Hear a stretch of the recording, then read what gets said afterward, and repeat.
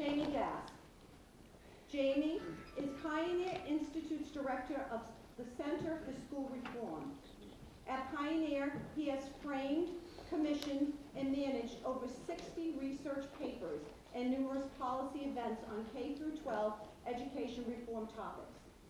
Jamie has more than 2 decades of experience in public administration and education reform at the state, municipal, and school district levels.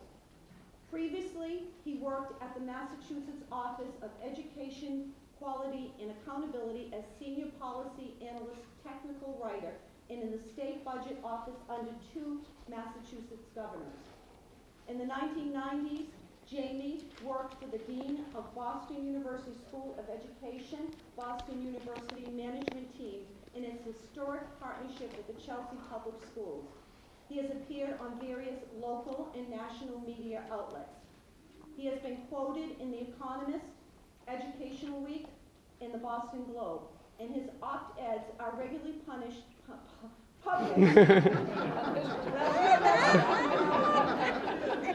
in the Boston Herald, the Worcester Telegram and Gazette, the Wall Street Journal, Education Next, and the City Journal. Jamie speaks on academic standards, school choice options, and school accountability at events throughout the country. He earned a Bachelor's of Arts in International Relations from BU. It is with great pleasure I introduce Jamie Gass.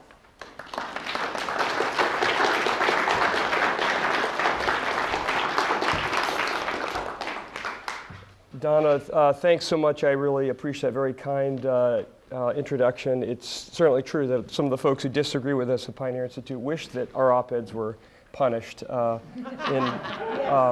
no, we've been very fortunate that a lot of the media outlets in Massachusetts have liked our pieces and been gracious enough to run them. So I want to thank you for coming out tonight on what is a cold evening. It's a very important topic, and it's got a lot of details. I'd like to try to move through it quickly and not belabor it too much, but give you a sense of what Common Core is about and why we've got so much concern about it. So just to begin, what Common Core is a set of English and math standards that were developed by the National Governors Association, which is the trade organization that represents not states, but the governors from each state, as well as the Council of Chief State School Officers, which is the commissioner of education in each state. It was funded, the development of it was funded by the Bill and Melinda Gates Foundation. They've spent about $150, $170 million, not only paying for the development of the standards themselves, but also funding a lot of the various education trade groups in order to advocate and push them throughout the country. At this point, there's about 45 states that have adopted. Most of the states adopted through a federal grant program called the Race to the Top, which was initiated in 2009 by the Obama administration, in which states had to compete for approximately $4.3 billion of their own money. But they needed to sign on to a variety of different policy objectives that were okayed from the U.S. Department of Education. And among those were Common Core standards and then national testing that in Massachusetts and will ultimately replace MCAS over the next year or so. But before I get into it, I'd like to kind of give you some historical context to give you a sense of how we got here, not only nationally, but here in Massachusetts. So I think the Founding Fathers were very wise. They understood that the national government has proper roles and responsibilities and jurisdictions, primarily in foreign policy and defense and trade and commerce, but that most of the issues that most directly touch the lives of citizens, particularly domestic issues, are really properly controlled by the state and local governments. It's no accident that the U.S. Constitution essentially is silent on K-12 education. The founders were wise, they understood, and were very detailed about what they put in the state constitutions, whether it's the Massachusetts Constitution of 1780, which was written by John Adams, it's the oldest written constitution in the world, or whether it's the Virginia Constitution, which was drafted by James Madison and George Mason. These state constitutions are very, very specific, and in some instances have paragraph after paragraph explaining how it's the interests of state legislators and citizens to perpetuate and to cherish the interests of public education. The founders, I think, were quite wise. They understood that you wanted to have all of the decision-making related to public schooling, which is the wellspring, really, of our republic. You want those determined by the people that are doing the work in the classrooms and the parents whose children are in those classrooms. And so, again, while the federal government has limits, and I'll talk a little bit more about that later, the state governments really have been the main drivers behind public education for well over 2 centuries. This is something that, even in the 1830s, Alexis de Tocqueville, a French aristocrat who came to the United States to look at this country and wrote this 2-volume Democracy in America, he said it's unique in this country. It's unlike what you'd find throughout Europe, where kings and queens and czars and ministers all from on high determine these decisions about how people's lives are governed. That this democracy, this United States of America, is unique because the ideas come from the people, and they control it through things like New England town hall meetings and the like. And this system, and they call it federalism, which is proper balance between the national government and the state government, I would argue that this system that we have in our system of laws has actually served us quite well. We essentially have gone from a loose collection of colonies along the eastern seaboard and within 2 centuries to be the most powerful country in the world. But I think it's also without question that gradually after World War II, notably in the late 1950s with Sputnik, which was sort of the space race, that public education was beginning to decline, and it was obvious. It was so obvious by 1983 that President Ronald Reagan initiated a commission which was called, authored a report called A Nation at Risk, and it described all the conditions of the decline of K-12 education, how we essentially had gone from among the top performing countries in the world to about 15 or 20th. In the particular, it was clear that if this system of education had been imposed on us by a foreign enemy, this Nation at Risk report said it would be an act of war. And that was true even in Massachusetts. We had been one of the leaders in public education from the beginning. John Adams and Horace Mann in the 1830s, who was sort of the father of public education. Everyone had looked to the Commonwealth as a leader. But really, by the 1980s, we were about middle of the pack on the SAT, both in the reading and math. So we too, like the rest of the country, were suffering from various degrees of stagnation and decline in terms of the performance of our students. But what this Nation at Risk report did not do was come up with lots of top-down prescriptions from Washington, D.C. on how to solve these problems. Because people on the left, people on the right, Democrats, Republicans, everybody have always understood that K-12 education is the proper purview of state and local governments. And if we were going to figure out solutions, that they were going to have to come locally. Of course, there had been advocates for the last several decades of a sort of uniform, top-down set of national standards, testing and curriculum. These folks tended to prefer a more workforce development or soft skills approach to K-12 education. They didn't think it was really the function of K-12 education to create citizens for our republic, but that it was really more of a workforce development model. I would argue that that thinking, that mindset, is really what has contributed to the decline of public education in this country. It's no question that people expect to be well-trained for jobs, but you need to have strong skills in the liberal arts and reading and writing and arithmetic in order to succeed, in order to be an active citizen.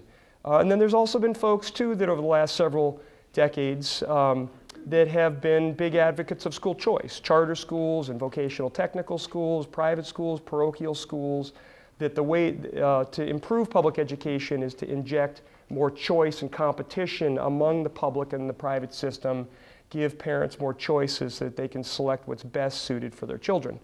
But what Massachusetts did in 1993 was not only unique, but has turned out to be historic. The results are really quite remarkable.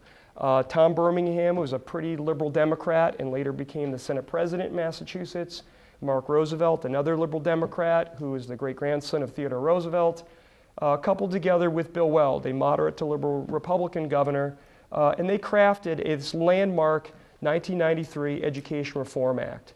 And really what it was a grand bargain that made not only good politics, but good policy. And that bargain was putting a great deal of additional resources into K-12 education at the state level, as well as a minimum commitment from all communities on funding. And Massachusetts has spent, in the last 20 years, has spent over $100 billion on K-12 education, and at the state and local level is spending approximately $9 billion annually. In exchange for the money were all the hard things that people in K-12 education had not really wanted to do over the previous decades. Specifically, they redirected the whole conversation about academic standards away from fuzzy math and soft skills and self-esteem, all the things that had really kind of led to the big declines.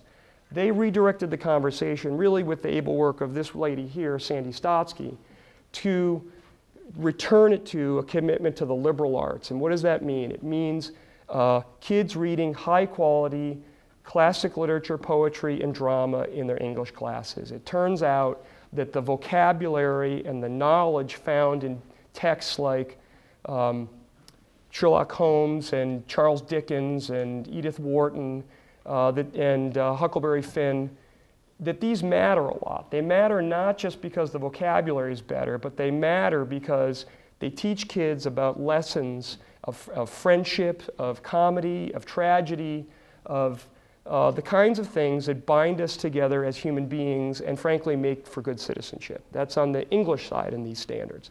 On the math side, what they did is that they observed all of the hard-won lessons from most of the high-performing Asian countries that the Nation at Risk report in 1983 said that you have to compete with those countries to compete in the 21st century.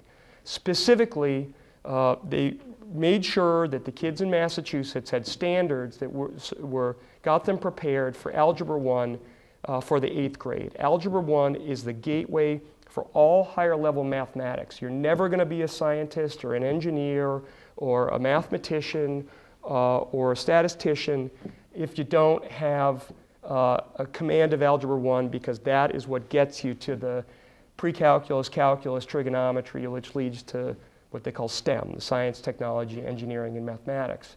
And these standards are then coupled with the MCAS test, which you all know about, and they instituted that so that you could measure student achievement and that the graduation diploma actually meant something. They also added teacher testing and aligned the expectations of the students in the standards, the testing for the students, and the teacher testing all together. That was sort of the golden triangle of the academic success here. And again, the architect of that was Dr. Stotsky.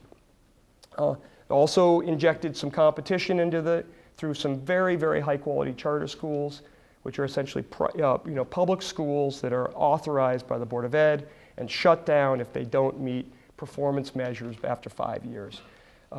It's a different conversation, but the fact remains is that the charter schools in Massachusetts are some of the highest performing schools, public schools in the country.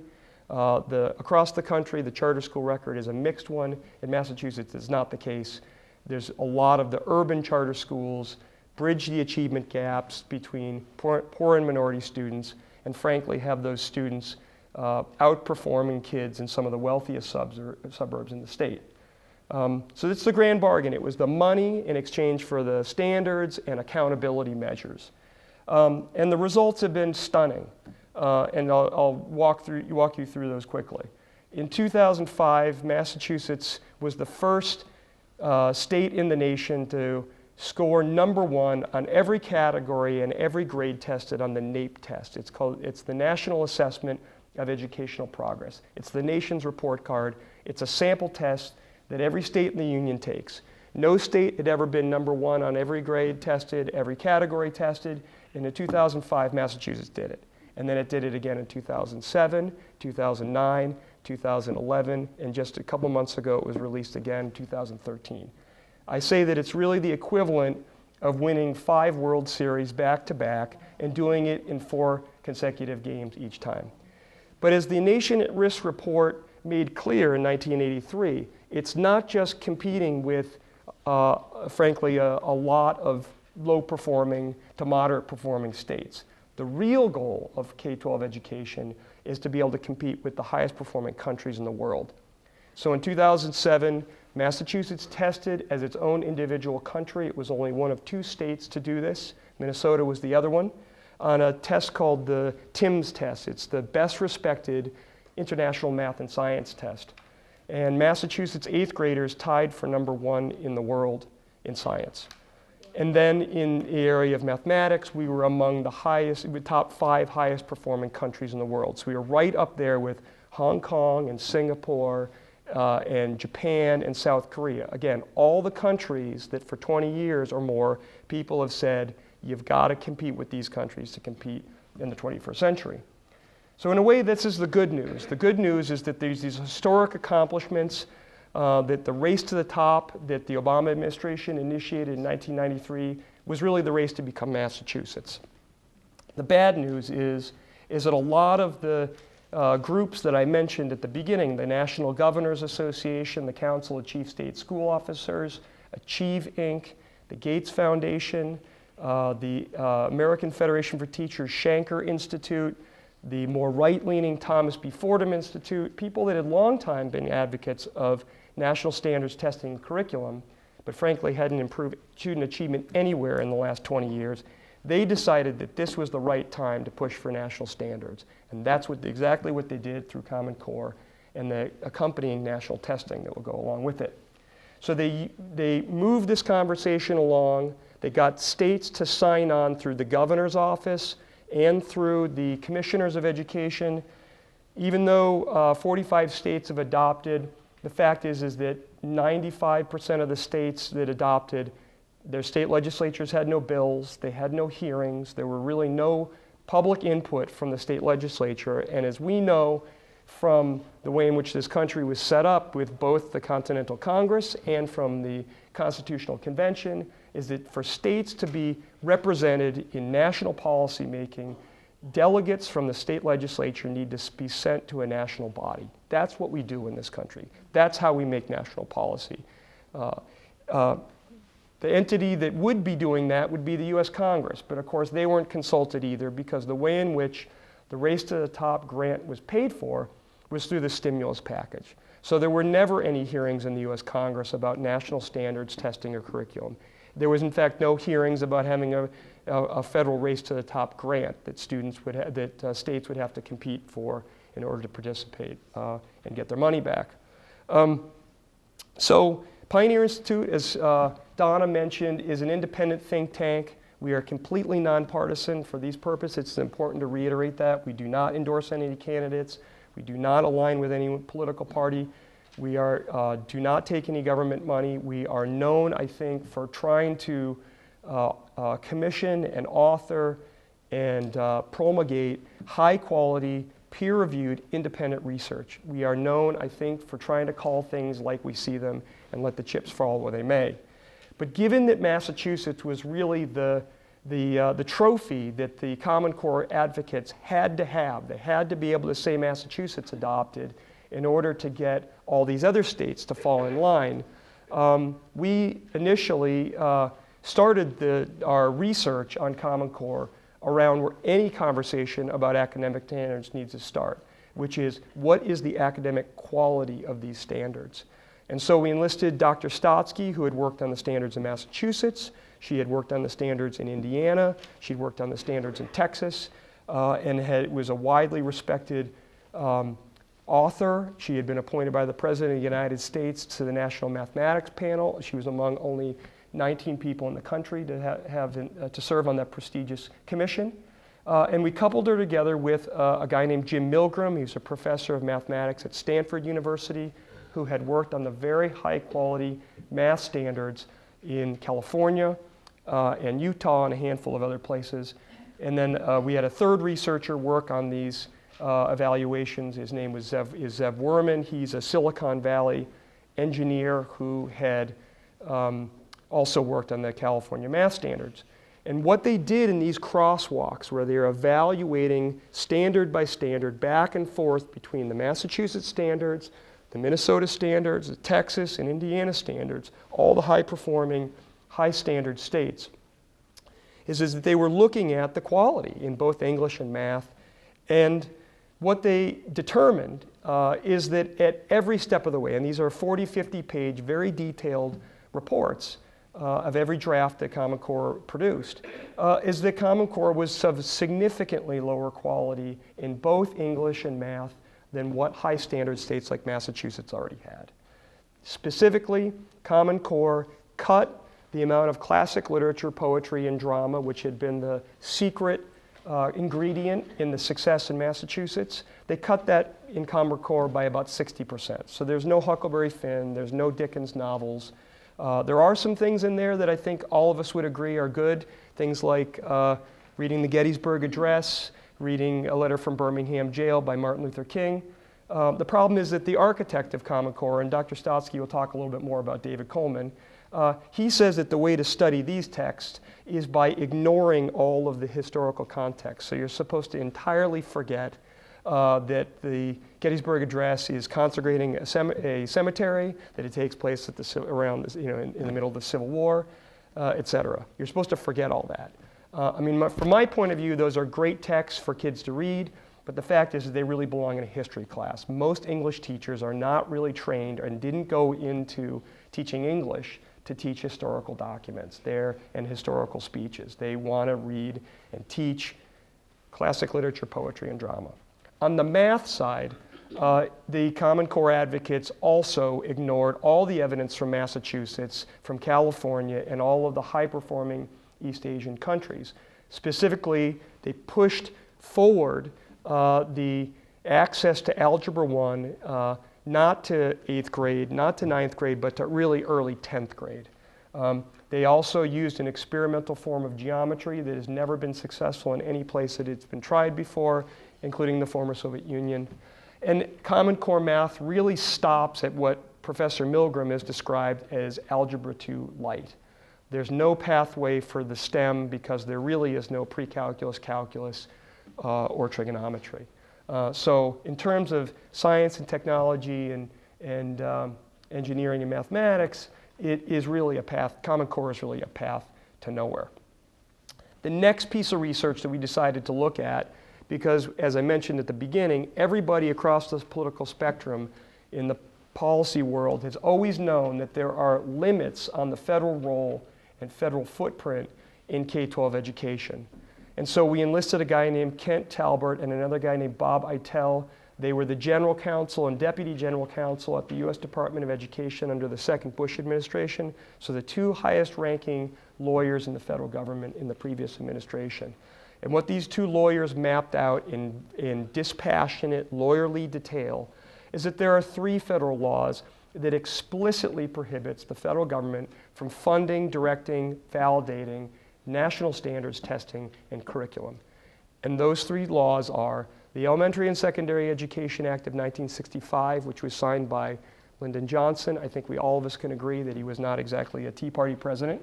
Then there was the General Education Provisions Act, which was signed by Richard Nixon in 1970, which is basically a funding bill for the small amount. It's only about 10% of the funding for K-12 education comes from the feds.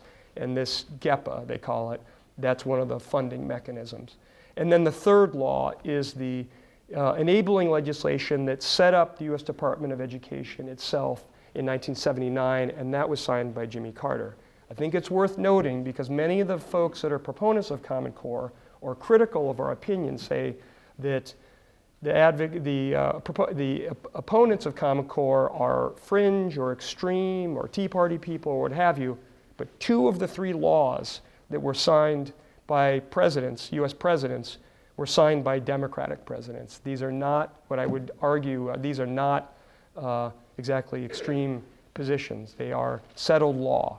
And everybody across the spectrum has realized that. Specifically, one of the things that they cite, and Donna mentioned it too, is that in order for states to get a waiver from the No Child Left Behind law, U.S. Secretary of Education Arne Duncan created additional conditions to these waivers from the No Child Left Behind law.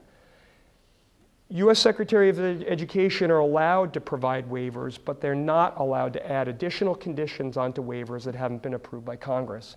And the conditions that Secretary Duncan added were to adopt Common Core and national testing, and those were not approved by the U.S. Congress, so they are illegal.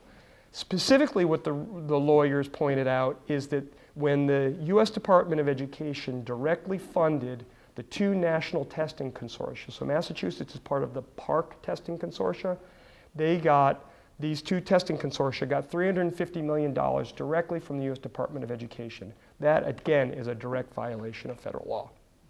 So, the next, and in the back of the room, and he's now done 2 columns on it. The syndicated columnist, George Will, who reaches about 30 million readers across the country, has done 2 columns in the last couple of years, specifically citing our research. So it's not just the opinion of these attorneys, and I think they're very, very careful and very meticulous about the research they did on it, but it's also the opinion of, again, one of the best respected syndicated columnists in the country. So the final piece of research we took a look at, given that this is going to impact 45 million school children, given the fact that 90% of the funding for this will be coming from the state and local governments, we thought someone ought to take a look at the cost. Again, most state legislatures did not do a cost projection. Most governors, the Massachusetts Department of Education included, did not do a cost projection. We thought that somebody around this conversation actually ought to say, take a look at what this is going to cost. So we enlisted a guy named Ted Rebarber. He had been a staffer at the U.S. Department of Education under the first Bush administration, George H.W. Bush, and the first administration of President Bill Clinton. So he had worked for both Republicans and Democrats at the federal level. He was the kind of guy that was a Capitol Hill staffer. He was in the room when former President Clinton, former Speaker of the House Newt Gingrich, former Senate Majority Leader Bob Dole were all hashing out the small amount of federal money and federal programs. He also had a lot of experience with testing and testing costs at the state level. So Ted and his team ran the projections of what it's going to cost. They looked at the multi-year technology costs, which are the biggest cost driver for Common Core. They looked at the textbook alignment and the professional development necessary to train teachers in aligning with Common Core standards. And the figure that they came up for the national level, which I think actually will be proven to be a mid-range cost, actually, a cost projection, is $16 billion. For Massachusetts, it'll be $350 million. So even though we have spent $100 billion to become the highest performing state in the country and internationally competitive in math and science, we're going to have to spend another $350 million to adopt and align what Dr. Stotsky and other very well-respected experts in math and English have said are qualitatively lower quality standards than what we already had. There are a variety of other issues that circulate in and around Common Core. Part of the race to the top was that states had to sign on to what they call a longitudinal data collection system. We're in the process of doing more research on that topic. But let me just tell you that some of the things we've seen so far, including some of the things found in a report called Promoting Grit and Tenacity by the U.S. Department of Education, is creepy. I'm the father of 2 daughters, one of whom is in the Newton Public Schools in Boston area. And when you see the kinds of things that, not next week or a month from now, but ultimately what they want to, the kind of data and the kind of mechanisms that they want to use to gather data on our children, it's appalling. They've also had to brush aside what they call FERPA laws, which are the parental and student privacy laws. The U.S. Department of Education has essentially brushed those aside to push this data collection. But stay tuned on that front because we have more research coming out in the coming months on that. And then also one of the things, again, Pioneer is a big advocate of school choice, whether it's private schools or high quality, proven charter schools or vocational technical schools or virtual schools. We think that parents ought to be able to pick what's best suited for their kids. The problem is that if all these schools and all these states are being herded into the same set of standards and the same set of tests, school choice is not really going to mean an awful lot in that environment. We've got more ongoing research on that front. I guess I'd wrap up by saying the good news is that the more state legislators who are paying for this and the more citizens find out about it, and Dr. Stotsky and I have been going to about 20 states in the last couple years, the more people find out about this, the more irritated they get. Because they weren't told about it, it's going to have a huge impact at what's taught in their classrooms. I have to say, and we've spoken in front of 5 people and we've spoken in front of 900 people, I have to say that when you look over at the audience, oftentimes 70% of the audience are moms and grandmothers who I think all of us know do a lot of the homework with kids. They're seeing the poor quality. We are seeing this in Indianapolis with Catholic school moms. We're seeing it in Salt Lake City with public school moms. We're seeing it in Florida, seeing it in red states. We're seeing it in blue states. Just a couple weeks ago, the state of New York basically punted on Common Core. There was a huge firestorm from both upper state New York and from Long Island. Very different kind of sets of parents there who are really outraged.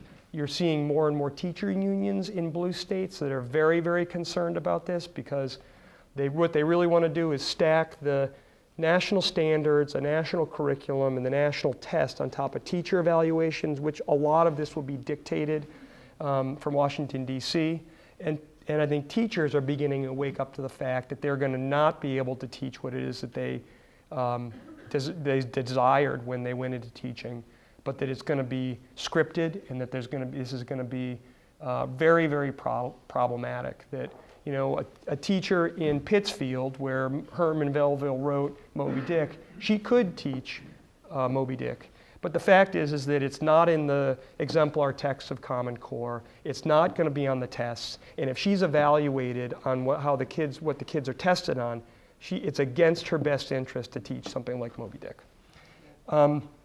So states are pulling out of the testing. We've just in the last several months, we've seen Indiana and Florida and Georgia and Oklahoma and Alabama and Utah pull out of the testing side of it. But the fact is that this is a very, very important issue. There's a lot of details, as you sort of have patiently heard over the last 20 minutes or so. I really appreciate your interest in the topic, appreciate you coming out on a cold night. But the real main event in some respects is Dr. Stotsky, because the fact is that while people in around K-12 education have been wringing their hands for 25 or 30 years about how to improve student achievement dramatically and make our kids well prepared for lives as citizens, but also have the mathematical skills necessary. She's done it. And there's nobody really in the country who can make that claim. There's nobody whose standards have correlated with these historic improvements. So with that, I look forward to any questions you have and look forward to hearing what Sandy has to say. Yeah. Let me introduce you. We'll take questions after Sandra speaks. And someone said to me when we were getting ready for the speakers to come, she said, "How did you get these 2 speakers?" Amazing. And that's what you're going to hear. These are amazing people here. We're very honored and very blessed to have Sandra and Jamie here today. Just a little intro on Sandra.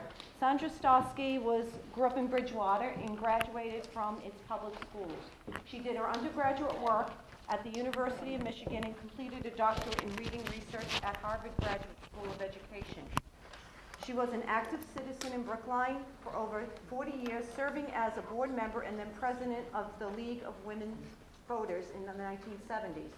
She was an elected town meeting member for 10 years and elected library trustee for 14. She's also served on many school, search, and selectmen appointed committees. Her 5 children all graduated from Brookline Public Schools.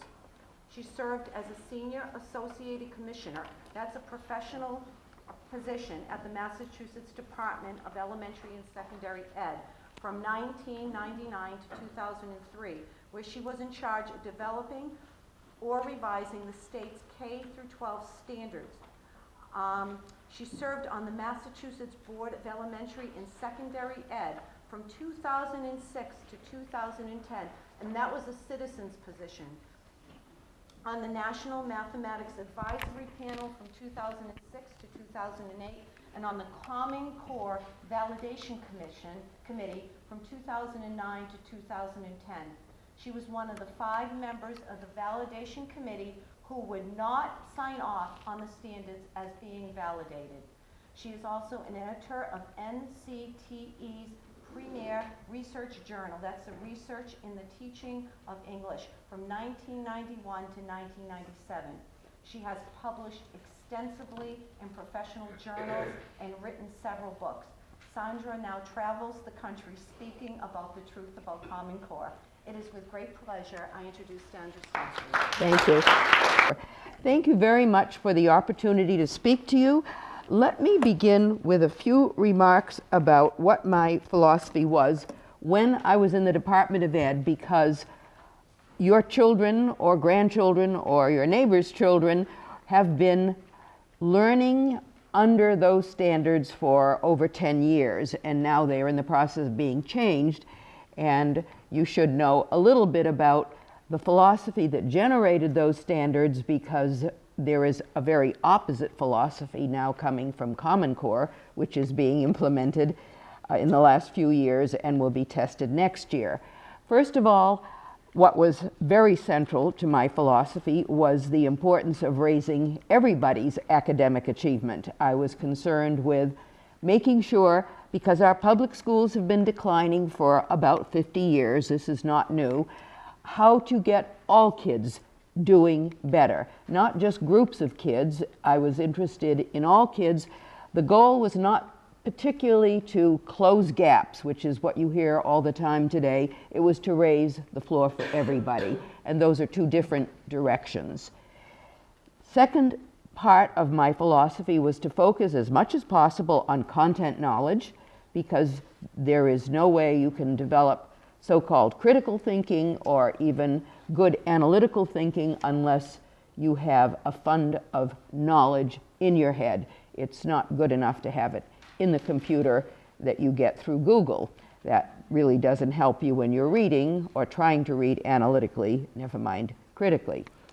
And then third, and this is a piece that has been totally absent from what the federal government is now doing, or has been doing with Common Core, I was concerned with how to raise the caliber of the teaching corps. And that was directly related to the charge I was given, which was to revise teacher licensing regulations, administrator licensing regulations, and to revise all the licensure tests for teachers in the state. And that was indeed what I spent a lot of my time on, because if you want to have first-class standards taught, you have to have teachers who can teach to those first-class standards, and that means, among other things, raising the academic bar for who gets into an education school, teacher preparation program, especially in the elementary years, where you need all-purpose, almost Renaissance teachers who can teach just about every subject before you get into the middle schools and high schools. So that was what was underlying my own approach to what I did in Massachusetts, and the efforts bore fruit, but they all were coordinated together.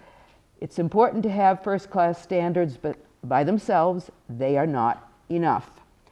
And I have opposed, since I began to become familiar with Common Core standards, their own efforts in these three areas, one of which was to try to lower the ceiling rather than to increase all students' academic achievement, and that maybe accounts for why they left out the STEM preparatory standards, which means that you have something between weak algebra 2 and calculus, whether it's in grade 12 or in high school. And their focus on skills as opposed to content knowledge. They're not terribly interested, Common Course developers and the English language arts certainly is not interested in content knowledge, it's interested in skills. And they've given our education schools basically a free pass. There's been almost no attempt to look at how to upgrade our education schools, restructure them, reform them, and deal with improving the teaching core we have in this country, which is very different from the teaching core in other countries. In other countries, teachers come from the top 10%, 20% of a high school graduating class, the top third of a college class. In our country, we know this from several independent sources, our prospective elementary teachers come from the bottom third of the college cohort. We have a very different view of who should even become a teacher, and then where you want to make sure that they are able to teach to high standards. Now let me get to Common Core standards. And my first initiation with Common Core standards came when I was placed on its so-called validation committee. As its name suggests, this was a committee formed in 2009 that was supposed to guarantee or try to ensure that Common Core standards were internationally benchmarked, comparable to the best there was out there in other high-achieving countries, that it was research-based as well as internationally benchmarked, and that the standards were rigorous. I was among the few people on that committee who could not sign off because we did not think that any of those major conditions was met. Before I go into the gory details of the validation committee, let me talk a little bit about who developed Common Core standards, because that was a process I was familiar with at the state level. Who do you get to develop good standards in any subject?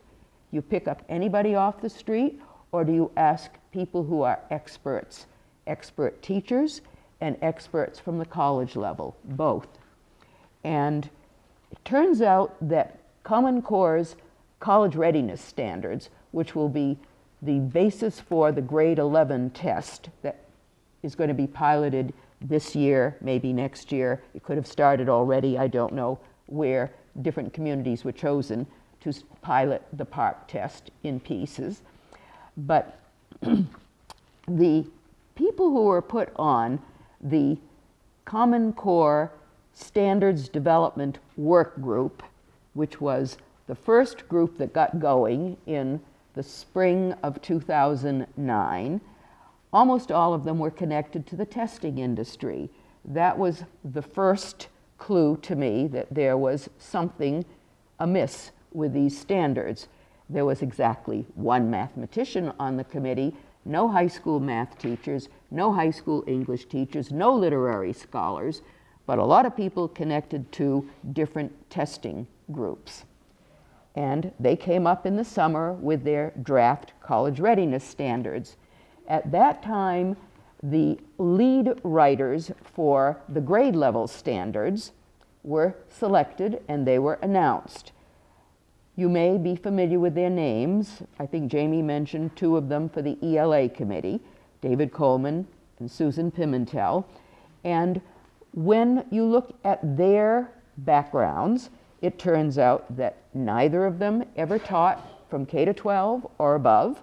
Neither of them ever published anything in the field of education. Neither of them had doctorates in English or reading, and basically nobody in the field had ever heard about them. They were virtually unknown to the whole field. The math people, the same situation, except for something very important. Two of them had PhDs in mathematics. They did know mathematics, which then makes it puzzling as to why they left out those STEM preparatory standards, because they knew they were missing. And to this day, we have not had any official explanation about why those standards aren't in the document. There were pre-calculus standards in the Massachusetts standards document. They weren't required for a high school diploma because we couldn't do that. And no state could do that if it expected to have a large number of its students graduate.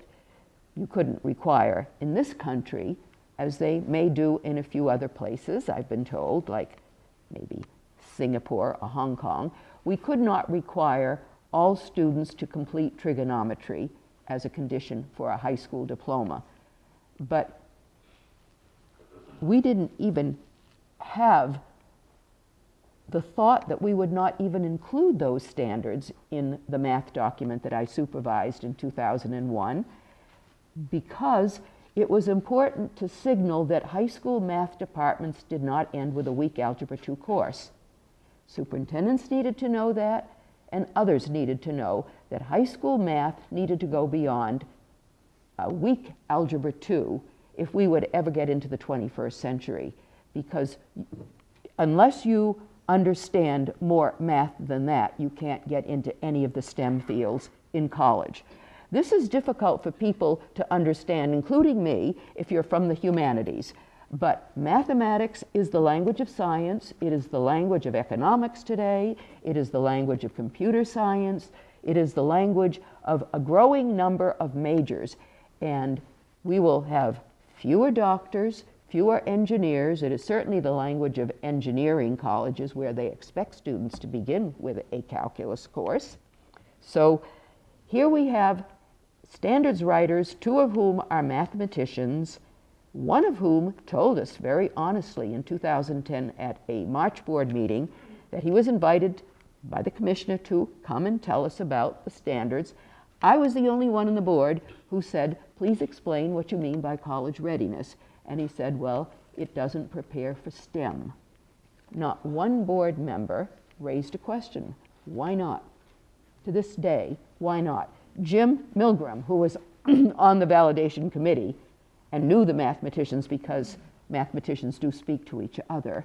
They may find it difficult to speak to people who don't understand higher mathematics, but they do speak to each other. And he was trying to get Common Core's math standards to go past algebra, weak Algebra 2.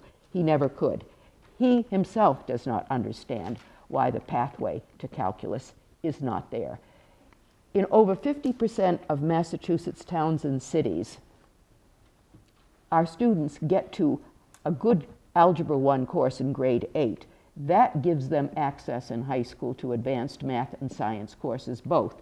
Because remember, you can't take an advanced physics course in high school without the math background. For those of you who are not in math and science, this may, as it did for me for many years, just sail over my head. But you have to understand that that is where the 21st century lies, in people with that kind of knowledge and ability to pursue higher math and science, at least in addition to anything else they may have to work on. Now, let's go beyond the qualifications of the standards writers, which were basically almost non-existent for the task they were assigned.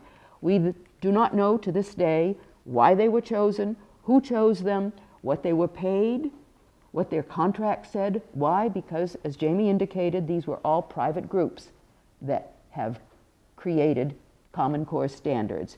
And it was a private foundation, the Gates Foundation, that subsidized them. So even though I have suggested to reporters, call up, see if you can find out, there's nothing to FOIA. No private group has to give you information. And yet over 45 boards of education in this country, this is something I still do not understand, agreed to adopt standards that were copyrighted by these private organizations, for which they could get no information whatsoever, could not even bother to ask what was the college readiness standard, nor did these boards of education, because I've asked as I go around the country testifying, and I often speak to boards of education, or at least meet their chairs, did you ever ask your own teaching faculty in higher education, did they look at these college readiness standards and give you their opinion of them? Not one. Not one, even in Massachusetts, not one asked their own teaching faculty in higher education. After all, it is really just common sense. If you want to develop college readiness standards that are going to give credit, and that's the little connection that isn't made clear by the newspapers, unfortunately, but the whole idea of college readiness means that if a student is determined to have passed this grade 11 test, they will be eligible for credit-bearing courses in their freshman year. Now, what a level of those freshman level courses going to be depends on the level of the college readiness test. And we don't know yet because the cut score hasn't been set. But if it's a weak Algebra 2 in content, we know that the cut score is going to be about 2 grades lower than that. That is going to be college readiness in this country. And at first, and this is why Jim Milgram was pushing as hard as he could. Remember, he's a mathematician at Stanford, but he's not fighting for a private university like Stanford. The first draft that ever came out had Algebra 1 as the college readiness level. And he said, this is unacceptable. No way can Algebra 1 be the college readiness level for American universities. And it isn't just community colleges we're talking about, it's all colleges. It's college readiness. Private universities, of course, can do what they want in terms of who they admit, although there will be pressures on them because we already know that there are different ways to get what you want from higher ed. And those different ways may come in the form of Pell Grants that come from the federal government. They may come in the way of NSF grants that go to higher ed faculty. There will be strings or pressures applied to get the universities and colleges to ensure that there is a retention rate of those who are admitted, even though they may be below whatever they should be. They cannot be placed in remediation.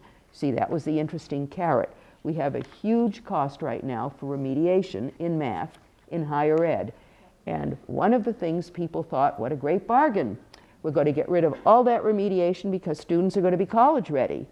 Well, yes, they will be college ready by definition, and the definition will mean that they take courses for credit, which may be at the very level of grade 11 or lower. So we have gained nothing except a larger number of students who will then get all of these college degrees that President Obama keeps saying we need. But it isn't the college degrees, the paper we need, it's the knowledge that is needed, the skills. Now, let us go on to this validation committee, which was supposed to be the way to validate, because this is a process that researchers understand. You come up with something in education, how do you determine that it really is what you think it is? Well, that was why they wanted this validation committee of about 25 people to make sure that it was comparable to what was in other high-achieving countries, that it was rigorous. And of course, you hear the word used all the time. Is there anyone who hasn't heard Common Core standards not described as rigorous? Every time, I mean, the parrots fly around all the time. The reporters always talk about these very demanding standards. U.S. Chamber of Commerce is always talking about these very demanding standards. It's like a vocabulary word that's been glued to them. So here we were supposed to figure out, how do you determine rigor in a set of standards? Who were these 25 people? Well, Professor Milgram was the only mathematician on the committee. There were so-called math experts, 8 others, but they all had degrees in education. They were all located in schools of education. Now, I was too, and I am not downing schools of education for their function, but they are not content experts. So Professor Milgram was the only mathematician on this committee, and he refused to sign off. I was the only English language standards expert, and I refused to sign off. There were several other people who refused to sign off. But you'd have to wonder about all these other people signing off that these standards are rigorous when they can't examine a set of high school math standards? I can't, to tell you whether they are rigorous or not. How many people who are not engineers, mathematicians, or scientists can look at a set of high school standards to figure out whether they're rigorous? Your high school math teachers could tell you that if they were here, any of them, and those of you who actually work in those professions, but those people weren't on the validation committee. Voila! You have nobody to complain because they're not there. You had no English teachers also on the validation committee until I complained and said, at least one English teacher. How could you not have any? So they finally put on one English teacher, but we never did get a high school math teacher. We never got a literary scholar. So this is why the complaints have started to come as parents have looked at what is coming out from Common Core-based lessons. So I'm now moving up to, say, the last year, because this is when grassroots movement started basically across this country among 4 groups. And you can understand why. The first group were the parents. They're the ones that are finally last year beginning to look at what their kids are doing. And in Catholic schools as well, because they can't figure out why their kids are doing Common Core at all. But many Catholic schools, as you know, have a policy of parents checking kids' homework, so the parents are very careful and are getting more and more upset with what they see. Public school parents, depends on the parent, will look at the children's lessons, but it's probably not as systematic as in some religious schools where it's an obligation to look at the homework that your kids do. So you've got parents rising up state after state, and they were the first audience that I began to talk regularly to. The next group, lo and behold, are the teachers themselves, but they're doing it through their unions because it is very difficult for teachers and administrators to speak up against Common Core. It begins to sound like another country, and I don't mean that, but it really is frightening.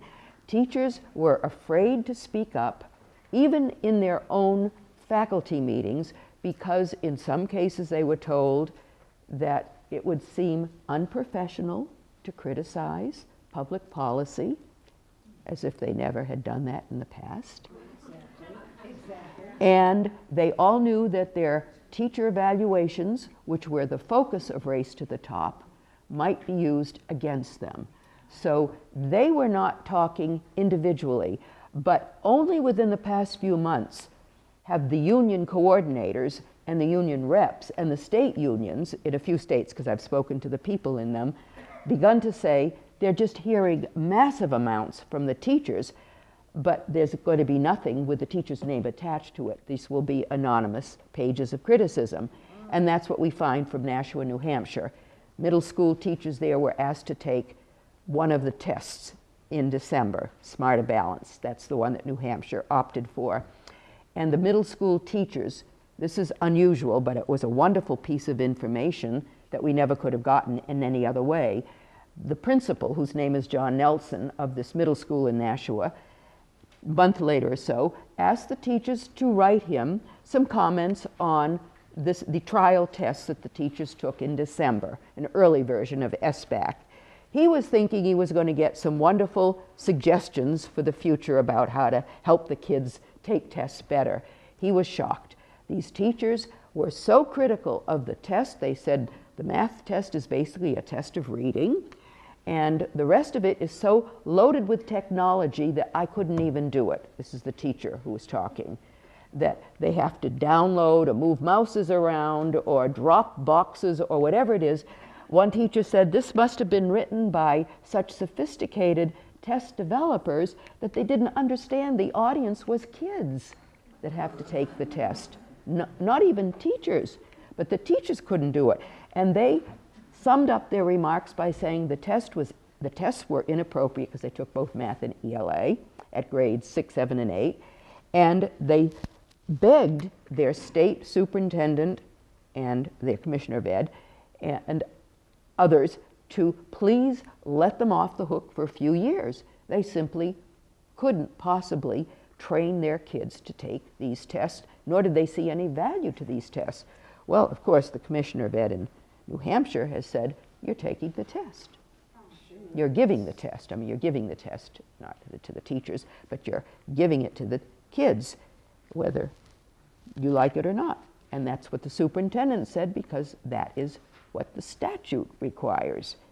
Now, what the parents are trying to figure out is, can they opt their kids out, and what will be the penalty to the kids, because the feds and others are now trying to think about penalties for the kids if they opt out, don't show up. In Massachusetts, I've heard, and perhaps you're familiar with the statute that somebody looked into, that if you're a truant, it will be against your record if you don't show up for the day of the test. Now, in some states, it is legal. A parent can write a permission note and say, my child was upset or ill and simply is not going to school, not going to be in school this day, or I do not want my child to take any Common Core-based tests whenever my child is in school. But it remains to be seen. And so there may be lawsuits, we don't know. This is a work in progress. We have no idea how this is going to take place. But to finish up this little saga of the Validation Committee, it finished its work in May of 2010, a form we were given to check off that indeed all of these things that we were validating were indeed validated. 5 of us couldn't, and then of course the final document with a lot of changes, which we didn't know about, came out a week later. So we were asked to validate something that wasn't even the final document. This also goes against any procedure that would have happened in Massachusetts. But what was even more bizarre for me, because I had been so used to civic committees in my home community, Brookline, where I've lived for so many years, very first meeting we had of the Validation Committee in the fall of 2009, we were given a confidentiality agreement to sign. We could never, ever tell anyone what happened in those meetings. I mean, I'd never had anything like that, but in order to be on the committee, we had to sign it, so we did. But it meant that we could never tell anything about what took place inside the committee and whatever the committee did or came up with. We could, of course, send our own critiques to anybody we wanted, and I did that regularly. I sent them to the Board of Education, because I was on the Board of Education at the time, as well as to the press, or wrote critiques for Pioneer, whatever I could do. Not that anyone cared. I sent it to the standards writers. This was the part that also got me. I would write a 13-page critique, because I write lengthy critiques, go into a lot of detail. I'd send it to the 2 people who were writing the ELA standards. Never a word back. We were supposedly the Validation Committee. It was like we were in outer space. It didn't matter. They were doing what they wanted to do. There was an agenda. What it was, we didn't know. We knew there was an agenda, but what exactly it was, we couldn't tell. So the burden of all of this is to say that we've got, as far as I'm concerned, an invalid set of standards by an invalid committee created through an invalid process. It didn't follow any of the procedures that we know about, at least in towns and cities in Massachusetts. And yet, this is law. And I don't know how parents can fight it, because they're not good. Even if the standards had been good, people have asked me that question, and I have said, I'm sorry, you still need public discussion and deliberation so people understand what is happening in their children's classrooms and agree, at least by majority vote. That's how we do things. And it didn't take place. I had been part of the process with all of our state standards in Massachusetts. 2 years, 1 to 2 years for each one of them. Board meetings, draft after draft. I mean, there's a large process that takes place. Comments come in, department staff synthesize these comments, they answer them. All the comments are available and accessible to anybody.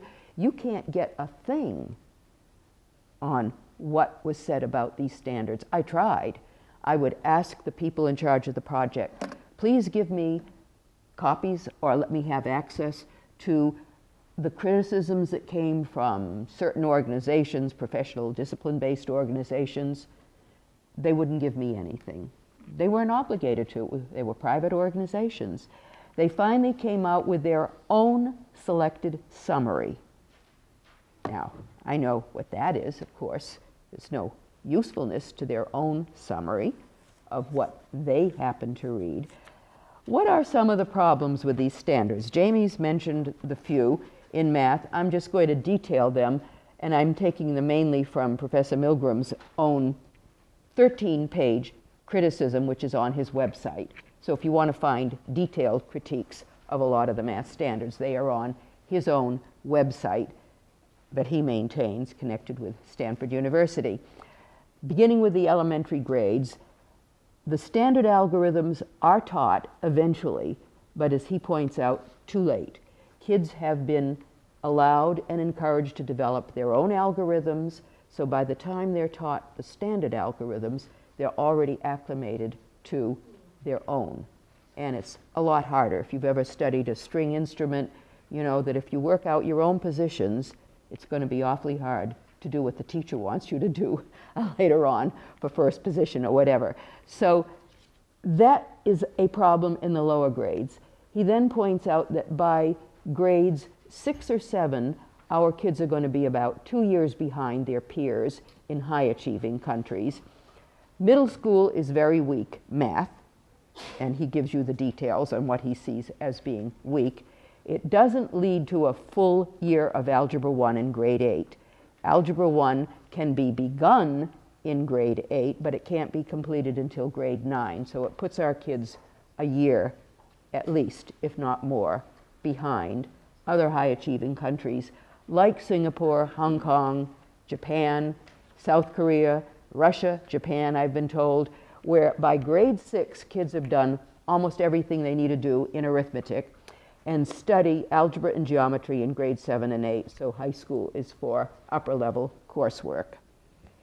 Our kids will barely get to a weak Algebra 2 by the end of high school, maybe by grade 11, and then they have 4th year to do something in math, if they want to, in it. Deferral of Algebra 1 to grade 9, early grade 10 for completion, is a serious issue, but the more serious issue is the one we've discussed, and that is after Algebra 2 light, there aren't enough trig standards and there are no pre-calculus standards, so kids can actually prepare for a STEM major in college. That's math. English, I'll give you my views of what are the problems in the ELA standards, and then I will stop so you have time for questions. As I pointed out, most of the standards are skills. They're not content standards. They're free-floating skills, which means they can apply to almost anything, and it will be up to the test developers and whoever chooses the curriculum to figure out what level of reading, what kinds of readings you want. Another problem, which became more and more apparent to me, and you may be aware of it if you have young children in the schools, there's a lot more writing than reading at every grade level. Kids are doing an enormous amount of writing, and they're being asked to do things that rhetorically I don't think they're ready for in many cases. Whatever they're being asked to do, it's not coordinated with reading standards at those grade levels. For example, in grade 6 on, kids are asked to establish claims in a piece of writing. Most 6th graders I know about claim checks, but they don't know about a rhetorical claim in a piece of writing. This is harder.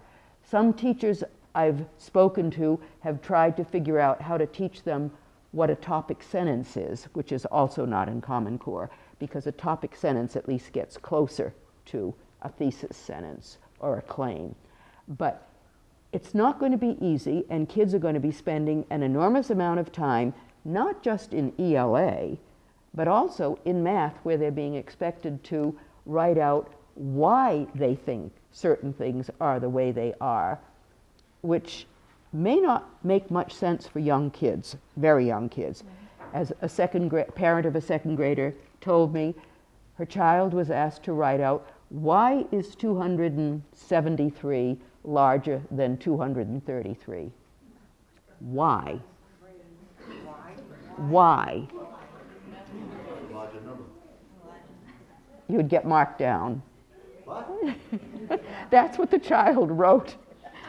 It wasn't an adequate answer. You've got to get in something about commutative properties. Whatever it is, there's a whole vocabulary that goes with this. Second grader? Oh my God. It's crystal clear to me what that's all about.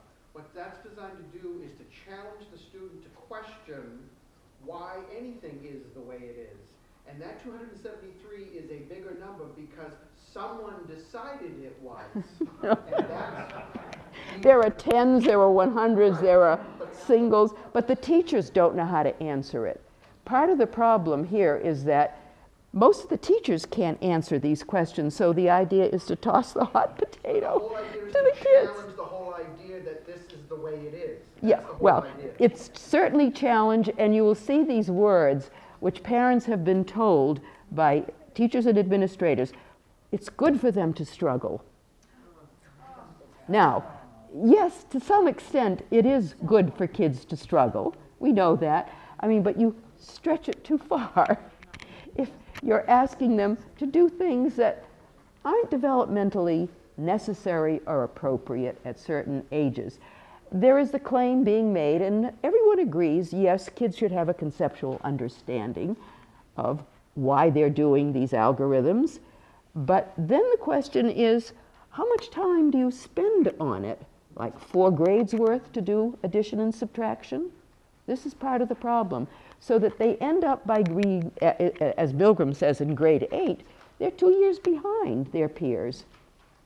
So there's something wrong when you stretch out what seems like a reasonable process so long that instead of being competitive, our kids, as Milgram put it last week to me in a very colorful metaphor, they will be the best trained ditch diggers in the 21st century you have ever seen. They have not gone beyond a weak Algebra 2, whereas their peers will have completed much more by high school. Anyway, there's the writing issue and the developmental appropriateness of the standards for the kind of writing they're being asked for. Remember, years ago, we were expected to do the art of the essay starting at around grade 9. And that seemed reasonable because you were exposed to some essays, you understood what the form of an essay was, and someone taught you where the topic sentence was in an essay and what the structure of a good essay might be. So you had a chance to start absorbing the structure of a good piece of informational prose.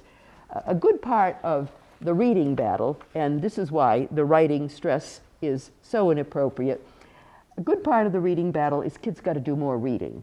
We've known that for many years. Reading is the basis for writing. All good writers are good readers. You have to do some writing to become a good writer, but you have to be exposed to a lot of good English prose in order to become a good writer of English prose. So if you're spending an awful lot of time in class on getting kids to do writing, that they're not really prepared to learn quickly and do well with in a shorter amount of time. Eventually you get there, but in the meantime you haven't taught a lot of other things. Then there is this switch in the balance, which has never been justified, and then I'm going to stop. You've got less literary reading, more informational reading, and a lot of the damage to the English curriculum is coming from what is called informational reading, because the floodgates have been opened for a lot of stuff that not only is not informational, it's basically poor writing. Some of it is propaganda altogether, as some parents have found. I mean, anything that's not literary is called informational or nonfiction. Then there is this notion that Common Core standards are supposed to be fewer, clearer, and deeper. Well, they're not. This is again that parrot up there speaking that's going around saying, oh, they're fewer, clearer, and deeper. They only appear to be fewer, and this is as true in math as it is in English, because a lot of different activities have been bundled into one statement separated by semicolons or colons. I know that trick. I used to try doing it myself when you have a lot of extra things and you want to put it in one sentence. You just separate them by semicolons and say it's one sentence, that's all. I mean, kids know about that too. Here's an example. Literature standard for grades 9 and 10. I want you to understand that there are many examples of this. Think about how many things have to be done to address this so-called standard. Determine a theme or central idea of a text and analyze in detail its development over the course of the text, including how it emerges and is shaped and refined by specific details, and provide an objective summary of the text. That's all one standard. Now, what teachers have had to be doing all over the country is unpacking these sentences to find out how many different things are required in them. So that's where I'm going to end up right now, because I think we need to have your questions about what is happening in the schools at this point. Thank you.